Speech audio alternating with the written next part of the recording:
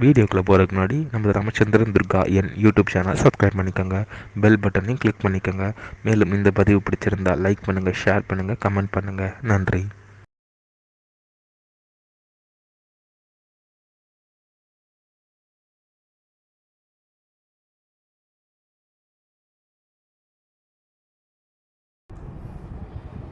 ஸ்ரீ குருभ्यो நமः. ஹரி ஓம். ஸ்ரீ மகாகணாதிபதியே நமः.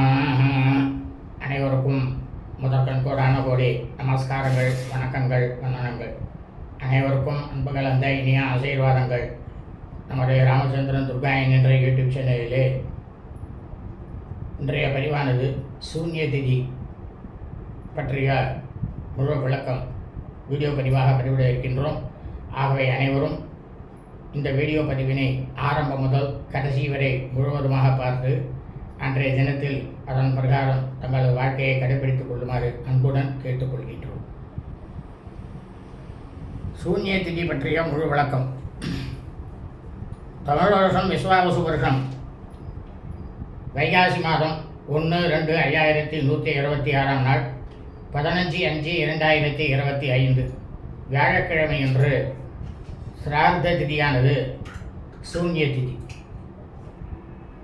அதாவது தமிழ் வருஷத்தில் ஒவ்வொரு தமிழ் மாதத்திலும் சிரார்த்த திதியானது 2 நாட்கள் வறுமையானால் அதில் முதலாவதாக வரக்கூடிய திதியில் கண்டிப்பாக நாம் பித்ருக்களுக்கு வருஷா வருஷம் செய்யக்கூடிய பித்ருக்கர்மாக்களை செய்யக்கூடாது.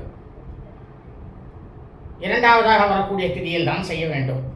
ஆகவே தான் அன்றைய தினம் சூன்ய திதி என்று சொல்லப்பட்டுள்ளது. இம்மாதிரி உள்ள சூன்ய திதியில் நாம் அனைவரும் நமது குடும்பத்தில் நமது தாயாரோ தகப்பனாரோ அந்த மாதத்தில் அந்த திதியில் அது சுக்லபக்ஷமோ கிருஷ்ணபக்ஷமோ, அதாவது வளர்பிரையோ தேய்பிரையோ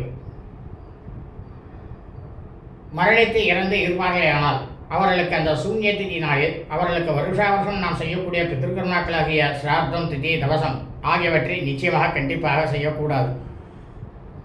மொத்தத்தில் இந்த சூன்ய திதி நாளில் நாம் அனைவருமே நமது பித்ருக்களுக்கு வருஷா வருஷம் செய்யக்கூடிய கர்மாக்களை எதையுமே கண்டிப்பாக செய்யக்கூடாது.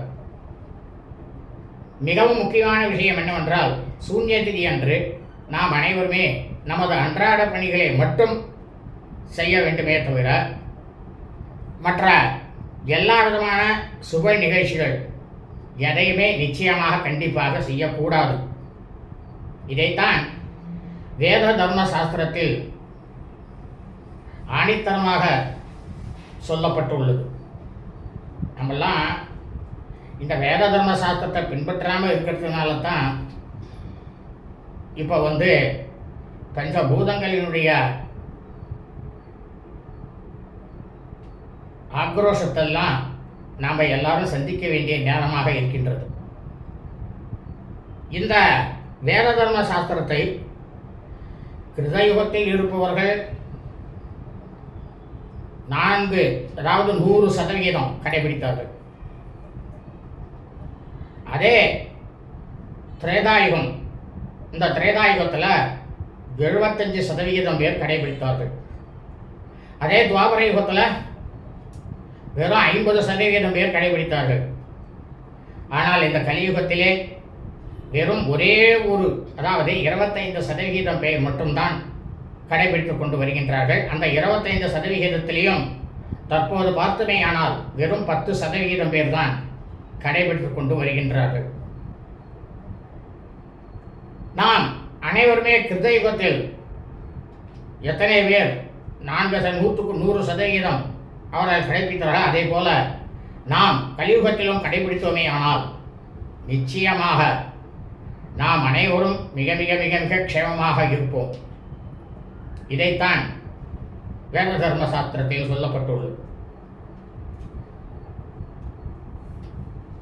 ஆகவே அனைவரும் இந்த வீடியோ பதிவினை ஆரம்பம் முதல் கடைசி வரை முழுவதுமாக பார்த்து சூன்ய திதி நாளில் அதன் பிரகாரம் தங்களது வாழ்க்கையை கடைபிடித்துக் கொண்டு தங்களது பித்தர்கள் முன்னோர்களுடைய பரிபூர்ண சிவகடாட்சத்தையும் பரிபூர்ண ஆசியும் பெற்று தாங்களும் தங்களது குடும்பத்தை சார்ந்தவர்களும் மிக மிக க்ஷேமமாக இருக்க வேண்டுமாய் அன்புடன் கேட்டுக்கொள்கின்றேன். வாழ்க வளமுடன் நலமுடன். இனிய ஆசீர்வாதங்கள். லோகா சமஸ்தா ஸ்வினோ பவந்து. சுபம் அஸ்து ததாஸ்து. எல்லாரும் சௌக்கியமாக இருங்கோ, க்ஷேமமாக இருங்கோ, நன்னா இருங்கோ.